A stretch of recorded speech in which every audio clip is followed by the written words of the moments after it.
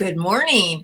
Who are you going to call when you have some mental health distress? You'd like to get some support, some counseling, or maybe as a professional, you need some support and education around that area of mental health.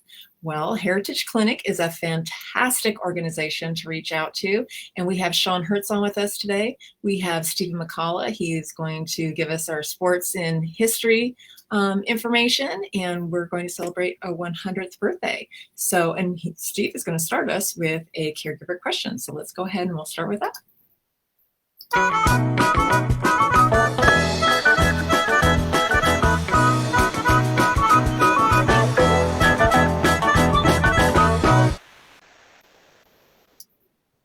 Morning, Steve. How are you? I'm doing great. How are you? I'm great, thanks. Yeah. So what kind of question do we get today? I love our question today. So it comes from one of our viewers. They want to know what they could do with their parents. Their parents are at home. Our viewer's not at home with them, but they're concerned that their parents are maybe bored or need some activities to take up their day. And they want to know what they can do to help facilitate that. Nice. Oh, that's a really great question. So it's pretty broad too. So I don't know where their parents are as far as abilities, if they're still driving or if they're reliant to have someone take them to locations. But just a little idea. Really, so what we do actually, we provide one-to-one activity services for people, and what we do is we would come over, and I suggest doing this if we're not able to come out to your area or whatnot. Sit down and we do an assessment. So what is it that somebody is really interested in wanting to do? Are there things that they're kind of missing from their past, maybe an art class, golfing?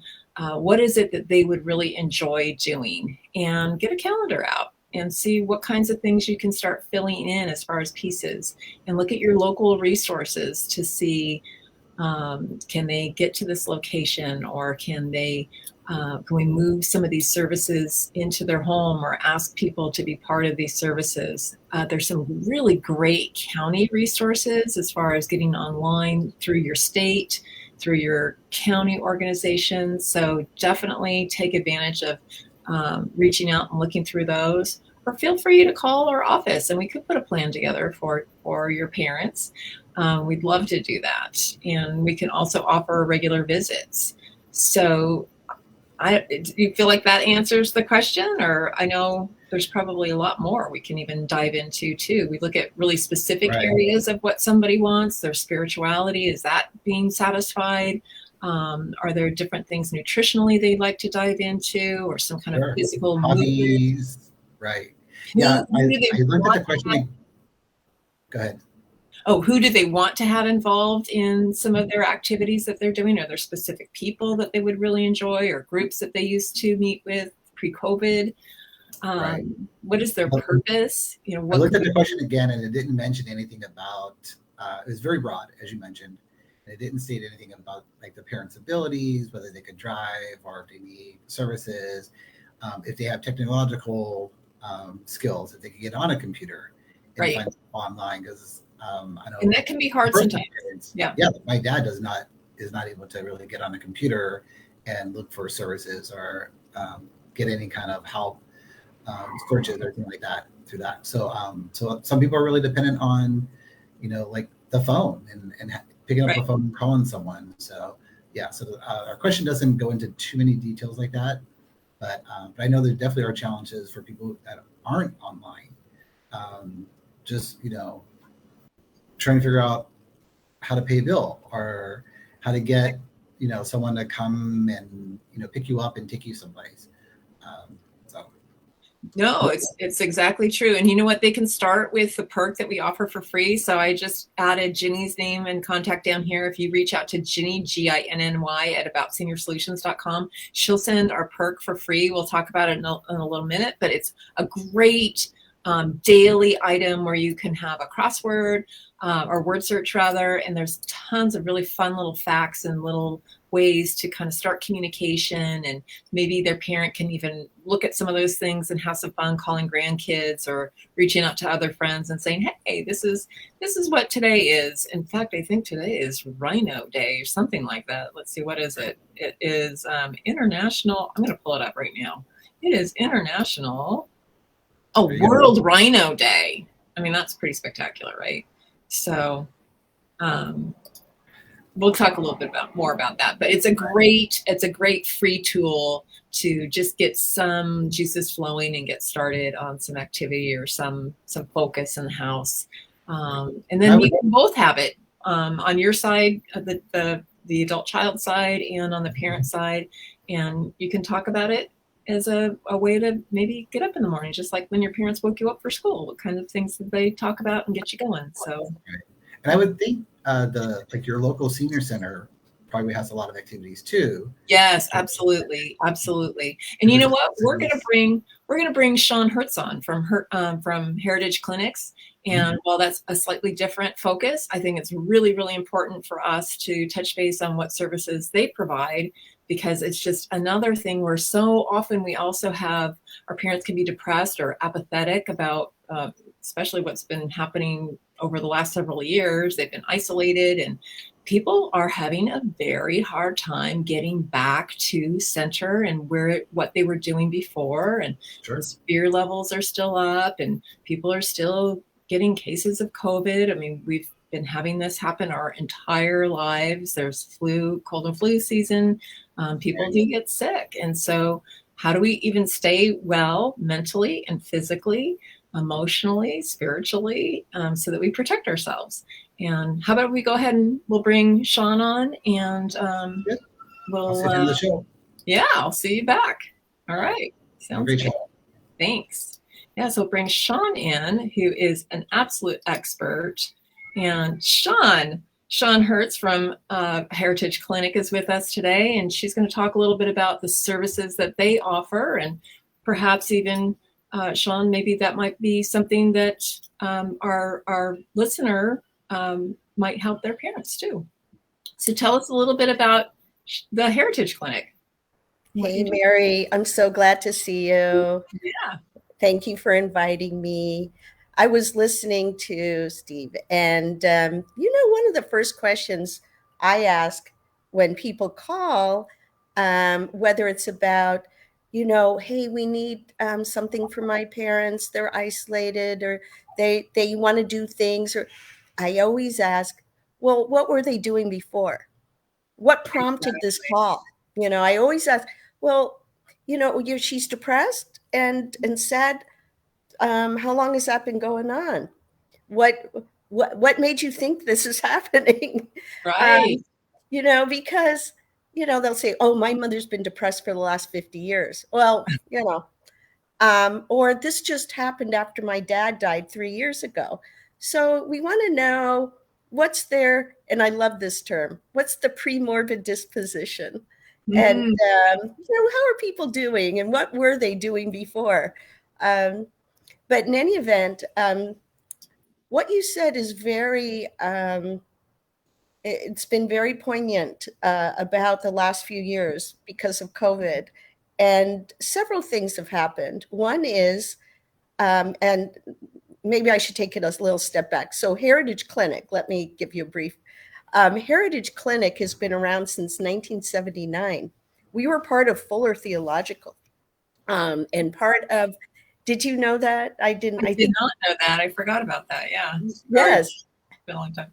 And it was clinic designed to provide the opportunity for those individuals who want to be psychologists, who want to work with older adults, to work with older adults. And it was basically based in Pasadena and the surrounding areas originally. And it's one of the leading models in the country working with older adults specifically. But in around 2001, became so big and became part of the Department of Mental Health. And so that's our primary funder. We're a contractor with DMH. like other contractors. So, but our specialty and focus is working with adults 50 and older, Okay. and family caregivers who are over 21, who are working with older adults, over 50, and who it's impacting them as caregivers. And to be a part of and to receive services, it's their behavioral health services. One needs to be low income. And low income means the state has vetted you, so you have Medi-Cal or you have nothing. But because of the age of our clients, the majority of our clients have Medicare and Medi-Cal, and so and we have several programs with our behavioral health, and some are short term, like a year and a half, and some are ongoing. And to receive services, you don't need a diagnosis. Just give a call. You're feeling down, etc. And behavioral health services, that's the new catchphrase versus mental health services, because it's more comprehensive. It's counseling, it's having a therapist, plus we have case management.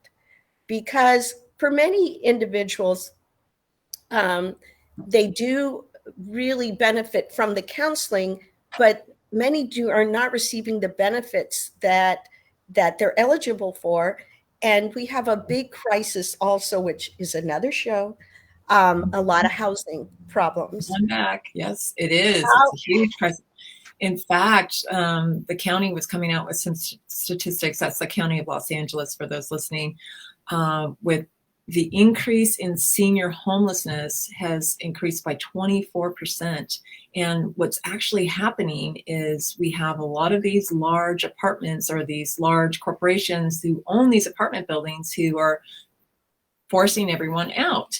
Not appropriate, but they seem to be targeting, or at least the most vulnerable are older women. And so these women are winding out on the street, and they've never been homeless before, but they're in fixed incomes. They can't afford the increase in their rent. And so it's just been really awful. You may notice when you're driving around that it just seems like some of the homeless don't seem like our regular population. They're definitely older, maybe even starting out like they're kind of organized or clean. They've got their luggage with them. It's just, I'm glad you have some resources for that. Well, that's one of the big issues, definitely, is housing and the housing insecurity. And I could go on and on for hours about it, but we'll have you back. We'll have you back, and we'll have me back. I'm not a housing expert, but I'll tell you what, you have a lot of individuals who, like when the stadium was being built in Inglewood, so you had people in their one-bedroom apartment, a couple, and they're paying $750 a month for this bed for the last 25, 30 years in the same place. And all of a sudden the stadium's coming in, and the landlords of even smaller buildings are raising it to $1,500, a month. It was, out of control. And there are a number of people who then bought campers and living in campers and parking on the street or whatever. And because we have such an ageist society on a whole, I can't tell you how many times I heard people say, well, they're 75. Can't they go to an assisted living? Well, why can't they just move to Riverside? And I try to explain to people, first of all, these people are active. They've gone to the same church or spiritual center for 50 years. They have their friends, their book club, their doctors, their sense of community. They've been part and active. They worked in the community 35 years as whatever. And then all of a sudden you're kicked out at 70 years old to start making new friends in Riverside, anyway. So getting back to Heritage Clinic, Mary, I'm a passionate person. Yes. And I'm a gerontologist, and things don't get better. I'm telling you, we always have to be, a role model and be an educator. And now, because I'm a senior, I'm always thinking, now I'm become the person I studied. So yes. It's funny. Which makes us relevant longer, hopefully, right? Well, I had a professor at USC years ago who, when they said, well, what is old age? And he'd always say, well, old age is always 5 years older than me. And I thought that was a clever response. Getting back to Heritage Clinic, it's comprehensive. So we provide, the therapy. We have licensed clinicians and other clinicians who have master degrees and are getting licensed. And so we have a very good core of people providing services. Our case managers are very adept at linking people to benefits, including housing, which is an art, a skill. And we also, for those who need psychotropic medication and are willing to take it, we also have a psychiatrist. So that's why it's called behavioral health services, because it's comprehensive. And I want to get back to the idea of COVID. COVID was and is terrible. One of the interesting positive, if you could call it a positive thing about it, is because of the social media, the reaction was social media and younger people who were on a lot of social media. And what the message was is, you're not alone. You don't need to be alone. This is isolating. Let's reach out. And there were all kinds of options for people to reach out, and making the connection available. And so we saw a huge increase of individuals over 55, 60 reaching out for behavioral health services, when in the past it was such a stigma. So part of having that huge response with social media helped towards destigmatizing receiving mental health services.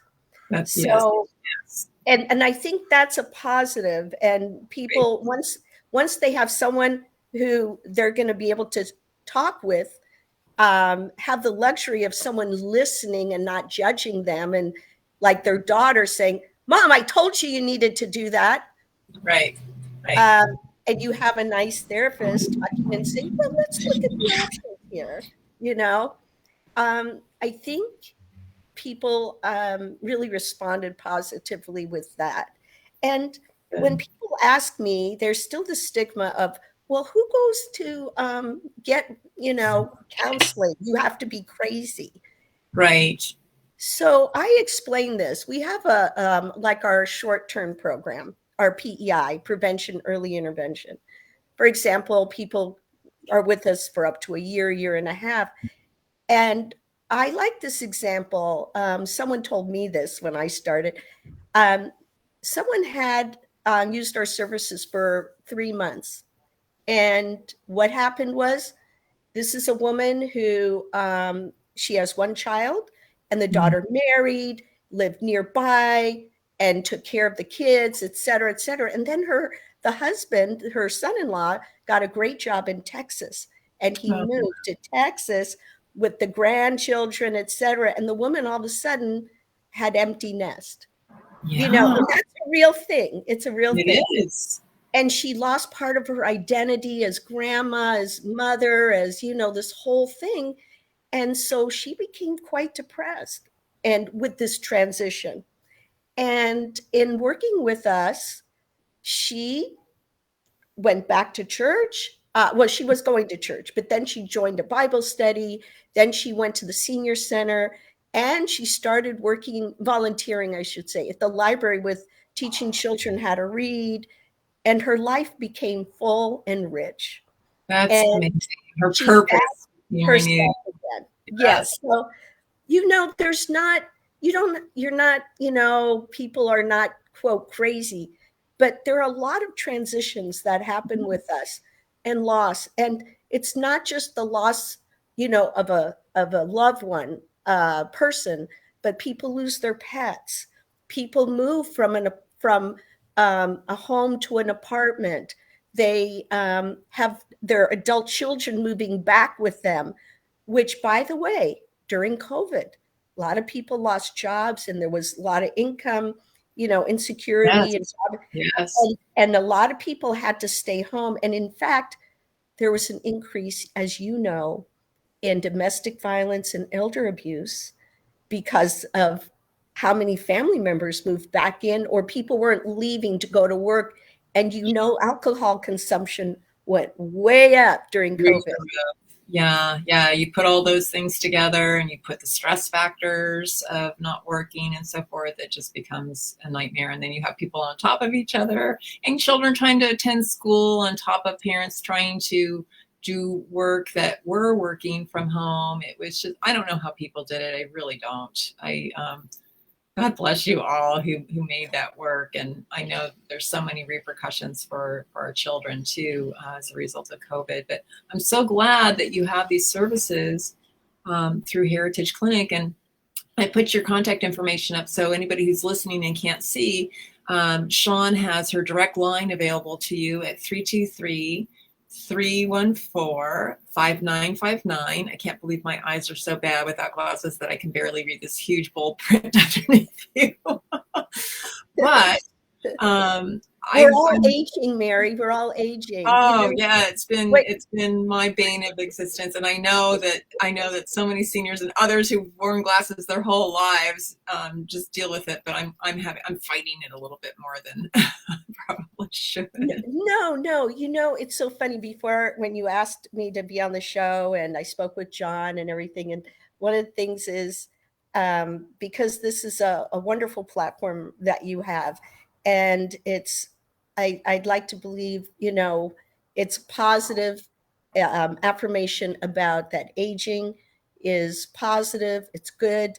And there are many studies that look at that individuals or older adults actually find greater life satisfaction and report greater life satisfaction. And so it's nothing to be afraid of. It's something to embrace. And yes, things do change.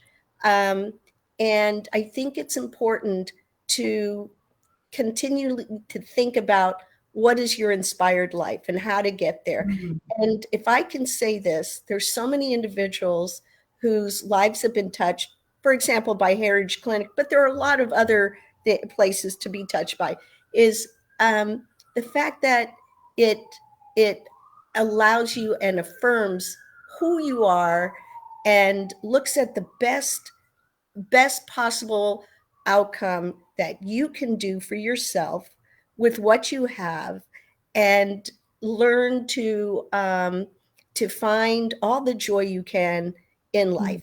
And in fact, many people who've been through Heritage Clinic or whatever, because counseling is not for everybody for long, but sometimes and often it's a launching pad to say, I never thought I should go back to watercolor. I always wanted to do that. I haven't done it since second grade, but and I'm 80 years old. Can I do it? Yeah, why not? Why not? What are you going to do? Be an artist and hanging in a museum? It's about your personal joy. That's all it is. And I think just going to one session, say at Heritage Clinic, you can almost look at it like a planning session too. I never thought about that. That's something I could do. And I'm sure you all have some resources to direct people out towards, or to allow them to just really explore that idea of creating that joy and that purpose again, and just meeting with them to see, what is it that you have always really enjoyed? What can we get back into your world to really lift you up?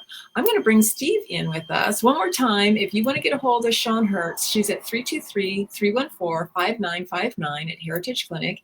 Please reach out if you're a caregiver, if you are a senior who is 50 or above. That's, I love how 50 is the senior, but you know what? AARP has dubbed that for many, many decades, right? 50 and above. I always tell people, I don't use the word senior. I just say adults 50 and older. And there's senior discounts. Some of them start at 52, some at 55, at 62. And people say, I don't want to say I'm a senior. And I say, why not? You get a discount. I know, exactly. Get in the theater for a discount. It's Yeah. all good stuff. It's great. So thank you so much, Sean. And we brought Steve back, and he's going to share a little sports history moment with us. And what kind of celebration do you have on for today, Steve? Sure. So the year was 1911. We're going back quite a ways. The location was Forbes Field in Pittsburgh. And on this day in 1911, Cy Young, whose real name was Denton True Young, had his last major league victory. It was victory number 511 for him. There's records that you talk about in sports that will never be broken. This is a record that will never, ever be broken. He finished his career with 511 wins, 315 losses. Just to put that in perspective, you typically, if you win 20 games a year right now, you're considered an all-star and this incredible pitcher. If you were to win 30 games in a year, that would just be amazing. In order to eclipse Cy Young's record, you would have to win 30 games a year for nearly 26 years to get close to that. Oh my gosh. So nobody's even touched him then with that record. No, I wanted to look to see who is next on that list, and I didn't, but no, in order to get into the Hall of Fame now, in the Baseball Hall of Fame, if you are a 300 game winner, you're considered a lock. If you won 300 games in your career, you're considered a lock to be in the Hall of Fame. So Cy Young, he had a couple other records that still exist over a century later. He's pitched the most innings, 7,356 innings in his lifetime. He has the most career starts, 815 career starts. And his other record is most complete games. He has 749 complete games in his career. Pitchers today, if you pitch 2 or 3 complete games in a year, that's considered amazing. He did that 749 times.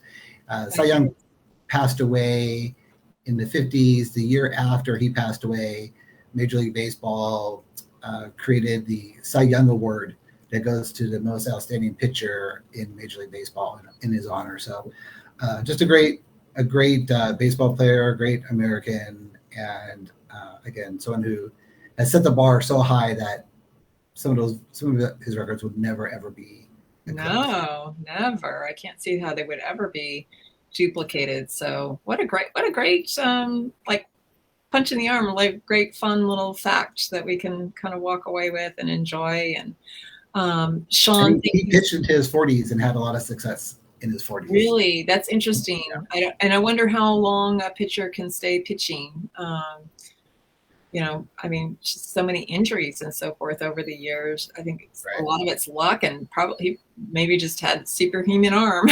So it's amazing. Yep. Sean, thank you so much for being on today. Really appreciate it. We're going to have you back on to talk about housing, because that is a really big issue and concern for people. You are welcome back anytime. But I hope everybody has a fantastic weekend. I have a son who's having his birthday. Charles, happy birthday tomorrow. And it looks like Marion Davis is also having a birthday, but she's turning 100. So happy birthday to Mrs. Davis, and enjoy your family and enjoy the day, enjoy the year. It's quite an accomplishment to get to that, just like Cy Young and his accomplishment. And hopefully we'll all get there one day too, in a healthy, strong way. So let's go ahead and we'll wrap it up and see you next week. Have a good weekend. Bye.